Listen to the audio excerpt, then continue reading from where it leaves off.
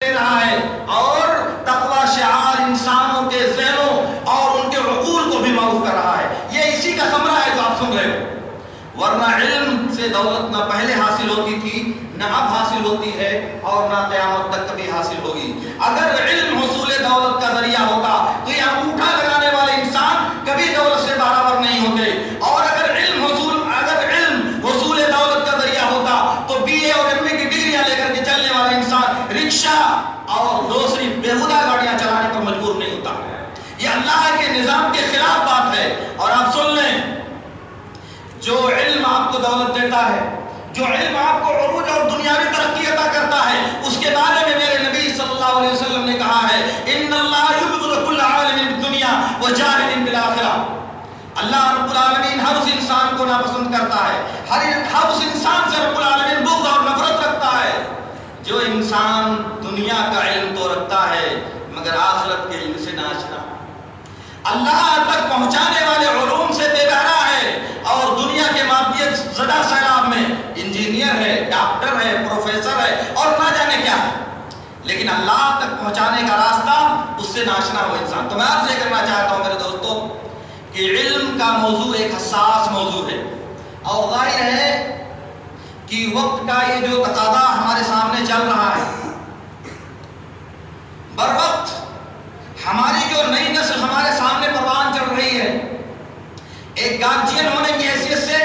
ایک سرپرست ہونے کی حیثیت سے، ایک باپ ہونے کی حیثیت سے اور ایک بڑا بھائی ہونے کی حیثیت سے جو ذمہ داریاں آپ کی بن رہی ہیں، اس کے بارے میں آپ کو بیدار ہونے کی ضرورت ہے. اور آپ سن لیں، میرے رب نے جب یہ کہا ہے یا ایھا الذین آمنوا قوا انفسکم واہلیکم نارا وقودھا الناس والحجارہ، اپنے آپ کو جہنم سے بچاؤ اور اپنے اہل و عیال کو جہنم سے بچاؤ. اسی لیے کہا نبی صلی اللہ علیہ وسلم نے کلکم راع وکلکم مسئول عن رعیتہ فالرجل راع علی اہل بیتہ ومسئول عنہم. ہر فرد کو نگراں اور ذمہ دار بنایا گیا ہے. مرد اپنے گھر کا نگراں ہے اور اس کے گھر کے تمام افراد کے بارے میں اس سے قیامت کے دن سوال کیا جائے گا. آپ کا بچہ گھر سے نکلتا ہے، مدرسہ پہنچتا نہیں پہنچتا، اس کے بارے میں سوال آپ سے ہوگا. آپ کا بچہ گھر سے بستہ لے کر نکلتا ہے، دن بھر گزارنے کے بعد واپس آتا ہے، سبق سناتا نہیں سناتا، اس کے بارے میں آپ سے سوال کیا جائے گا. بچے کی نوخیزگی اور کمسنی اور بے شعوری کی جو عمر ہے، اس عمر میں وہ موبائل کے چسکے اور چکر میں پڑ کر اپنی عمر عزیز کو برباد کر رہا ہے، اس کے بارے میں آپ سے سوال کیا جائے گا. آپ کا بچہ اپنی ذمہ داریوں سے تغافل برت رہا ہے، اس کے بارے میں آپ سے سوال کیا جائے گا. آپ کا بچہ سماج کے اوباش انسانوں کے ساتھ بے راہ روی کا شکار ہو رہا ہے، اس کے بارے میں آپ سے سوال کیا جائے گا. آپ کا بچہ آپ کی نظروں کے سامنے یا آپ کی نگاہوں سے چھپ کر مادیت سے متاثر ہو کر غلط راہوں کے پر اپنے آپ کو دوڑاتا ہوا نظر آتا ہے، اس کے لیے اللہ کے یہاں آپ سے سوال کیا جائے گا. بچے کی حرکتیں، بچے کی نااندیشیاں اور بچے کی حماقتیں، ان کے بارے میں رب العالمین ذمہ داروں سے سوال کرے گا. جانتے ہیں کیوں؟ کیا وجہ ہے آخر؟ کیونکہ بچہ اللہ رب العالمین کی ساخت اور اس کی فطرت کے اعتبار سے کورا کاغذ ہوتا ہے، سوچنے اور سمجھنے کی صلاحیت سے محروم ہوتا ہے، خیر اور شر میں تمیز کرنے کا سلیقہ نہیں ہوتا، اچھائی اور برائی میں فرق کرنے کا ہنر اسے نہیں آتا، مفید اور مضر کے درمیان خط امتیاز کھینچنے کی صلاحیت اس کے پاس نہیں ہوتی. اور اسی لیے اللہ رب العالمین نے ان بچوں کی گردن ہماری گردن سے باندھنے کی کوشش کی ہے کہ ان کو جہاں چاہو کھینچ کر لے جاؤ، ان کو جہاں چاہو اور جس طرح سے چاہو چلاؤ، اور اسی ذمہ داری کے ناطے سوال ان سے نہ ہو کر کے ہم سے ہوگا، باز پرس ان سے نہ ہو کر کے ہم سے باز پرس ہوگی. اور آپ یاد کر لو میرے دوستو، اور جب اللہ رب العالمین کی عدالت میں میدان محشر میں رب العالمین آپ سے سوال کرے گا، اس وقت آپ کو افسوس کرنے سے کوئی فائدہ نہیں ہوگا. یہ جو نسل کی بربادی اور نسل کی تباہی آپ ٹھنڈے پیٹ کے ساتھ گوارا کرتے ہو، یہ جو نسل کی غیر شرعی تربیت پر آپ کے کان کبھی نہیں کھڑے ہوتے، یہ غیر مذہبی تربیت پر آپ کے کانوں پر جو نہیں رہتی، وہ کل آپ کو مہنگا پڑے گا میرے دوستو. آج آپ خوابگاہ کی آرام دہ چیزوں پر خوش ہو، لیکن کل یہی خوشی اور یہی ہلکے پیٹ کے ساتھ آپ کو برداشت کرنا رب العالمین کے دربار میں مہنگا پڑے گا. اس لیے میں عرض یہ کرنا چاہتا ہوں کہ تعلیم اور علم جو انسان کو زندگی گزارنے کا ہنر سکھاتا ہے، علم جو انسان کو سماج اور معاشرے کو جھیلنے اور اس کو برتنے کا فن سکھاتا ہے، اس کے بارے میں آپ کی ذمہ داری ہے کہ آپ اپنے بچوں کو گائیڈ کریں، ان کو رہنمائی کریں، ان کو راستہ دکھائیں، ان پر نظر رکھیں، ان کی گرفت کریں اور انہیں معقول سزا دینے کی کوشش کریں۔ آپ سن لیں، نبی صلی اللہ علیہ وسلم نے کہا، مسند احمد اور سنن ترمذی کی روایت میں ہے، مروا اولادکم بالصلاۃ وهم ابناء 7 واضربوهم علیہا وهم ابناء 10۔ بچوں کو نماز کا حکم دو جب وہ 7 سال کے ہو جائیں،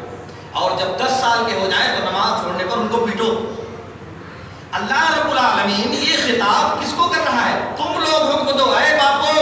اے بھائیو، اے سرپرستو، اے گارجین اور ذمہ دارو، تم لوگ بچوں کو حکم دو نماز پڑھنے کا۔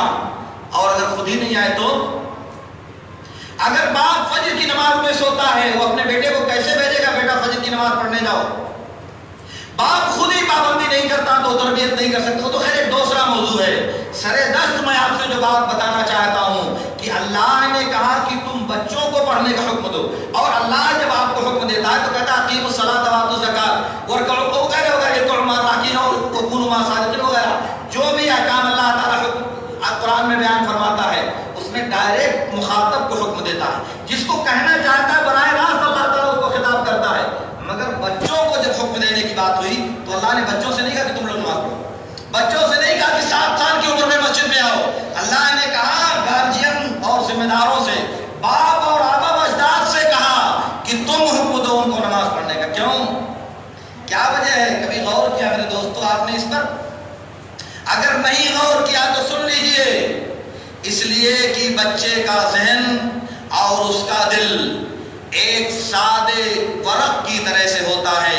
آپ اس پر جو چیز نقش کرنا چاہو گے وہ چیز نقش ہو جائے گی۔ میں یہاں آپ کو بتانا یہ چاہتا ہوں کہ بچوں کی تربیت اور ان کی تعلیم کی ذمہ داری بچوں کی نہیں، ان کے سرپرستوں کی ہے۔ بچہ اگر کسی بھی طرح سے انحراف کا شکار ہوتا ہے، اگر بچہ کسی بھی طرح سے تعلیم کی راہ میں بدرائی کا شکار ہوتا ہے تو اس کے بارے میں ہم سے سوال کیا جائے گا، اس کے بارے میں ہم سے پوچھا جائے گا۔ سنن ترمذی اور مسند احمد کی ایک دوسری روایت میں ہے، عبداللہ بن عباس رضی اللہ تعالی عنہ نے کہا،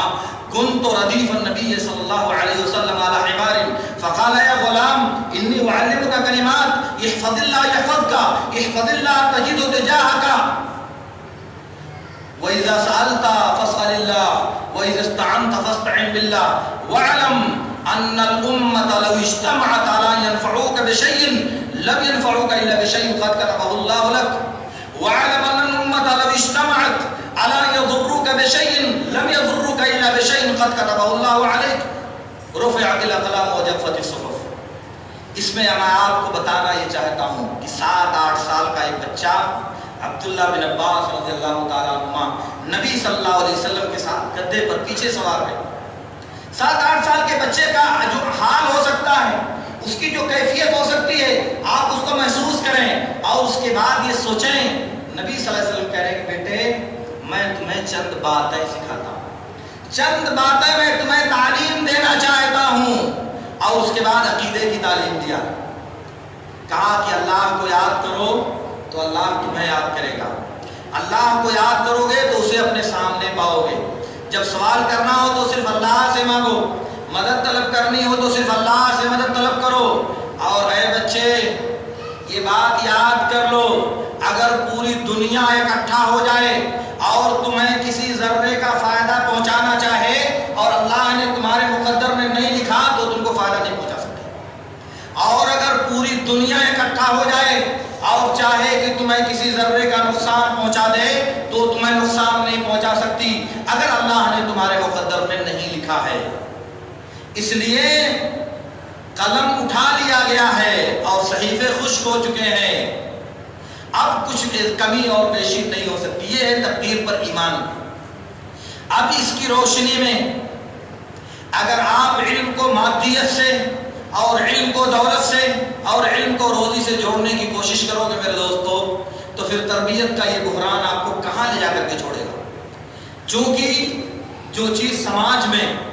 معاشرے میں سکہ رائج الوقت کی حیثیت رکھتی ہے وہ انسانی ذہن و دماغ کو ہمیشہ متاثر کرتی ہے۔ اگر آپ تاریخ میں چلیں تو فرعون اور موسیٰ کی جو داستان ہے اس کو دیکھیں، اور اگر اور بعد میں آئیں تو موسیٰ اور شعیب کے ساتھ جو واقعہ پیش آیا اس کو دیکھیں، اور اگر تھوڑا بعد میں آئیں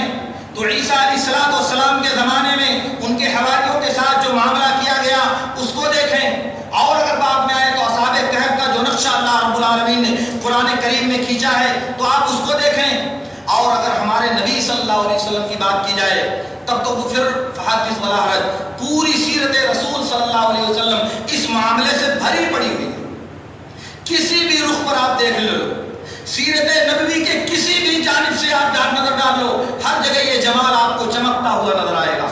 لیکن بات میں بڑھانا نہیں چاہتا، آپ کو یہ درس یاد دلانا چاہتا ہوں کہ اپنے بچوں کے بارے میں فکر کرنا، اپنے بچوں کی تربیت کے بارے میں بیدار رہنا، اپنے بچوں کی تعلیم کے بارے میں ہوشیاری کا ثبوت دینا، یہ آپ کی دینی اور دنیاوی، سماجی اور اخلاقی ہر طرح کی ذمہ داری اللہ رب العالمین نے آپ کو دیا ہے۔ اس میں کوتاہی کا مطلب یہ ہے کہ آپ اپنے آپ کو اللہ کے یہاں جواب دہی کے لیے تیار کرتے ہو، اور یہ کہنا کہ ہم نے مدرسہ بھیج دیا ہے، ہم نے مکتب میں داخل کر دیا ہے، ہم نے اس کو کانوینٹ میں داخل کر دیا ہے، ہم نے اس کا نام لکھوا دیا، یہ کافی نہیں ہے۔ یہ ذمہ داری کی ادائیگی کے لیے ہمارے سماج میں کفایت نہیں کرتا، کیونکہ اس سے آگے ایک مرحلہ اور آپ کا ہے۔ بچہ گھر سے نکلنے کے بعد کہاں گیا، اسکول پہنچا یا نہیں پہنچا، اسکول پہنچا تو تعلیم حاصل کیا یا نہیں کیا، تعلیم حاصل کرنے کے بعد گھر واپس آتے ہوئے راستے میں کہاں بھٹک گیا، اور پھر غیر اسکولی، غیر درسی اس کی مشغولیات کیا ہیں، اس کے جو مجلس میں بیٹھنے والے ہم نشین اور ہم پیالہ اور ہم نوارہ کون لوگ ہیں، کن کی ہم نشینی وہ اختیار کرتا ہے، یہ سب آپ کو دیکھنے اور سوچنے کی ذمہ داری میرے رب نے دیا ہے۔ ان سب کے دلائل قرآن اور سنت کے ذخیرے میں موجود ہیں، بس ضرورت ہے انہیں سمجھنے اور غور کرنے کی۔ لیکن آپ یاد کر لیں، اس ذمہ داری سے پہلو تہی کے نتیجے میں، اس ذمہ داری سے غفلت برتنے کے نتیجے میں، اس ذمہ داری کو کما حقہ نہ ادا کرنے کے نتیجے میں جو تباہی پھیلنے والی ہے، جو بربادی سماج پر مسلط ہونے والی ہے، اس کا بہت بڑا حصہ آج آپ سب کی آنکھوں سے دیکھ رہے ہیں۔ آپ کبھی اگر قبرستان سے گزریں، اور کبھی رات میں اگر بازار سے گزریں، اگر رات کے پچھلے حصے میں اگر آپ کبھی سڑک سے گزریں، اور جگہوں پر اگر آپ کبھی گزریں غیر مناسب اوقات میں، تو آپ کو جو شکلیں نظر آئیں گی، آپ کو جو صورتیں نظر آئیں گی، اور آپ کو جو انسانی ڈھانچے نظر آئیں گے، وہ آپ کو مدہوش کر دینے کے لیے کافی ہوں گے، آپ کو ورطۂ حیرت میں ڈال دینے کے لیے، اور آپ کی بے حسی کو کچوکا لگانے کے لیے وہ بالکل کافی ہوں گے۔ شرط ہے کہ آپ کا دل زندہ ہو، آپ کا احساس بیدار ہو، اور آپ غفلت کے نیند میں اس قدر مست نہ ہو گئے ہو کہ آپ کو آگے اور پیچھے کی آواز سنائی نہ دے رہی ہو۔ اس لیے ابھی قبل اس کے کہ معاملہ اور آگے بڑھے، قبل اس کے کہ یہ نسل تباہی کی دہلیز سے نکل کر اس میں مکمل طور سے داخل ہو جائے، آپ کو شعور کے ناخون لینے کی ضرورت ہے،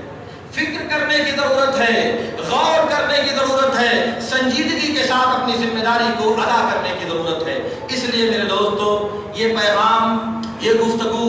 اور یہ بات میں اپنے تمام ذمہ داروں سے، اپنے تمام باپوں سے، اپنے تمام گھر کے نگہبان انسانوں سے کہنا چاہ رہا ہوں کہ رب نے آپ کو یہ ذمہ داری دی ہے۔ جیسے یہ ذمہ داری آپ پر ہے کہ آپ نماز پڑھو، 5 وقتہ نمازوں کی پابندی کرو، روزے رکھو، زکوٰۃ دو، حقوق اللہ کی پاسداری کرو، حقوق العباد میں کوئی کمی نہ کرو، اسی طرح ایک ذمہ داری رب العالمین کی طرف سے آپ پر یہ بھی ڈالی گئی ہے کہ آپ اپنے بچوں کی تعلیم و تربیت کے بارے میں فکر مند رہو، ان کا انتظام کرو، ان کے بارے میں آپ مشقت برداشت کرو، ان کے بارے میں پریشانیاں آتی ہیں تو ان کا تحمل کرو، دشواریاں آتی ہیں ان دشواریوں کو طے کرو، پریشانیاں، رکاوٹوں کو دور کرو، اور تعلیم میں آسانی، تربیت میں بہتری پیدا کرنے کے لیے ہر ممکن کوشش کرو۔ اور اگر آسانی ہونے کے باوجود، وسائل کی فراہمی کے باوجود نسل کی تربیت کی فکر نہیں کیا آپ نے، نسل کی تعلیم کی فکر نہیں کیا آپ نے، نسل کو گہوارے عاطفت بنانے کے بارے میں آپ نے نہیں سوچا، تو پھر آپ جانو آپ کا رب جانے، یہ تو آخرت میں ہوگا۔ مگر دنیا میں جس گھناؤنے منظر کا آپ کو سامنا کرنا پڑے گا، اس کی بہت ہلکی شکل، اس کی بہت معمولی شکل آپ کو مختلف جگہوں پر آج دکھائی دے رہی ہے۔ اس گاؤں کے علاوہ بھی دوسرے گاؤں میں آپ کے پڑوس میں جو آبادیاں ہیں، چاہے وہ مسلم آبادیاں ہوں اور چاہے غیر مسلم آبادیاں ہوں، ان میں بھی اور آپ کے یہاں بھی اس کی بہت سی شکلیں آپ کے ذہنوں میں ہیں۔ شرط یہ ہے کہ اللہ تعالیٰ آپ کو توفیق دے اور آپ اس کے بارے میں غور کریں اور جدیت کے ساتھ کوئی حقیقت پسندانہ قدم اٹھانے پر اپنے آپ کو آمادہ کریں، ورنہ صرف کہنے سے، صرف دعویٰ کرنے سے، صرف زبانی لفاظی کرنے سے نہ کبھی کوئی مرحلہ طے ہوا ہے اور نہ قیامت تک کبھی طے ہوگا۔ اس لیے رب کا جو یہ پیغام ہے، یا ایھا الذین آمنوا قوا انفسکم واہلیکم نارا، اہل میں گھر کے تمام افراد آپ کے شامل ہوتے ہیں۔